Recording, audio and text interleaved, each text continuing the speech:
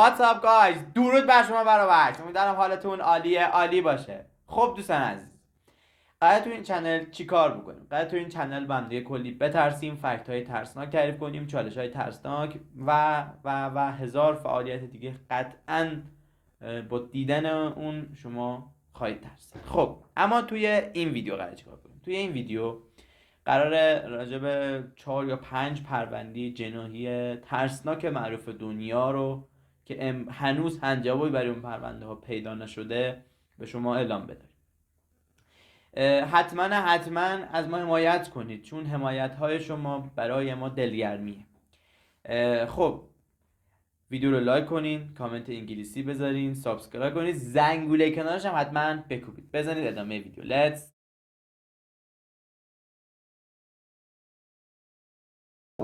دوستان عزیز، همونطور گفتم امروز قراره راجع به چند پرونده جنایی صحبت کنیم، اما بریم سراغ این صحبت کنیم که چه علتایی داره یه سری پرونده‌های جنایی انقدر معروف میشن و انقدر راجبشون توی دنیا صحبت میشه. علت مهم و اولش به نظر من اینه که گستردگی اون جرمه. اگر یک جرمی گسترده باشه و توی اون افراد زیادی یا کشته بشن یا ناپدید بشن یا هر بلای سرشون بیاد، اون یکی از مسائلی که باعث میشه اون جرم توی دنیا باقی بمونه و زیاد راجبش صحبت بشه. علت بعدیش سیاسی بودن اون جرمه. مثلا ممکنه یک نخست وزیری، چه میدونم، یه رهبر یک کشوری ترور بشه یا کشته بشه و قاتلش پیدا نشه و هنوزم راجبش صحبت بشه. یا مثلا یه شخص بزرگی، یه شخص سوپر استاری، مثل خیلی از افراد، حالا من الان مثلا اون قاشقچی که مثلا توسط میگن خود سفارت عربستان کشته شد، هنوز قاتلش قطعا معلوم نیست. باز یه سری فکت های در موردش وجود داره و علت های متعدد که حالا وجود داره.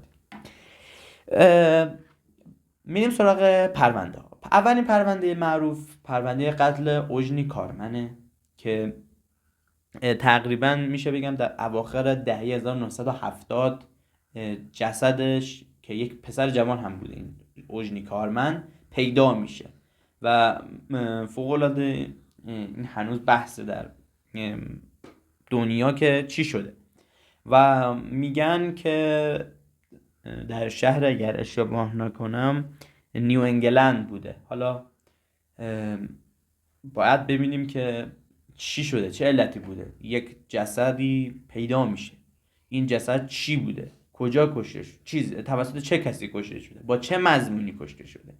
من اطلاعات زیادی در مورد این پرونده پیدا نکردم، فقط در همین حد که در چه زمانی بوده و مرد بوده، زن بوده. در مورد این پرونده بعدی در مورد جکه، شخص به نام جک که تهویه هوایی رو در لندن به قولی نمیدونم حالا چه اسم بی خودی هم داده، میگه جوک در تهویه هوا. حالا من نفهمیدم، هرچی هم جستجو کردم نمیشه تهویه هوا جک. شاید تهویه هوایی رو شکسته وارد شد، نمیدونم چه علتی داشته، ولی در سال 1880 انجام میشه و همه شخصی به نام جک زنانی رو به قتل میرسونه و هنوز هم پیدا نشده که علت این قتل چی بوده و این جک چرا اون زنان رو به قتل میرسونه. پرونده بعدی به نام ایلیتس هست در دهه 1940.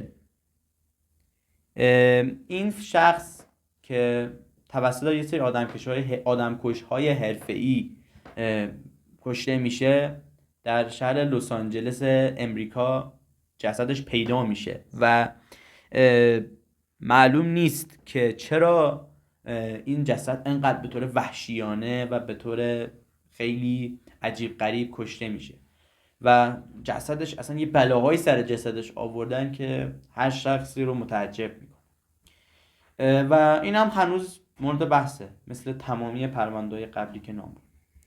پرونده آخر، پرونده مایکل جکسون. خیلی ها در مورد مایکل جکسون اطلاعات زیادی رو میگن. مثلا میگن هنوز زنده است، ولی ایشون پاپ استار بوده که در سال 2009 هم میگن کشته میشه، ولی هنوز مورد بحث هستش. خب دوستان، اکثر پرونده های جنایی که در دنیا معروفن، من گفتم حالا گستردگی علته، ولی اینکه اون شخص کی بوده هم یه علته. خب ولی معمولا پرونده های جنایی دور این محور میچرخه: یک فردی به قتل میرسه به طور عجیب غریب و قاتلش پیدا نمیشه، یا مثلا مستنداتی ارائه میشه که اون شخص هنوز زنده است و به قتل نرسیده. بعضی میگن روحشه. این مسائل زیاده در مورد پرونده های جنایی، اما من این پرونده های جنایی رو به طور کاملا خلاصه براتون توضیح دادم. هر کدوم رو یا یه سری پرونده های جنایی دیگر رو دونه به دونه با مستندات میارم جلو شما، بررسی میکنیم و ببینیم که آیا این پرونده حقیقت دارن، که قطعا حقیقت دارن. حالا من گفتم شاید ممکنه یه سرشون هم دروغین باشن، مثلا طرف میگه نمیدونم جن اومده بلایی را آورده، اینا دروغه، ولی حالا یه سری پرونده ها خب حقیقتن و هنوز هم مطرحه، ولی میارم دونه بدون جلو شما بررسی میکنم، در موردش صحبت میکنیم. مثلا همین پرونده مایکل جکسون یا جزئیات بیشتری در مورد قتل بروسلی که هنوز قاتلش پیدا نشده ارائه میدیم و هزار پرونده دیگه. دوستان عزیز، امیدوارم که از ویدیو لذت برده باشین. حتما ویدیو رو لایک کنین، کامنت انگلیسی بذارین و دکمه سابسکرایب هم بکوبید، زنگوله کنارش هم بکوبید. Goodbye, see you later.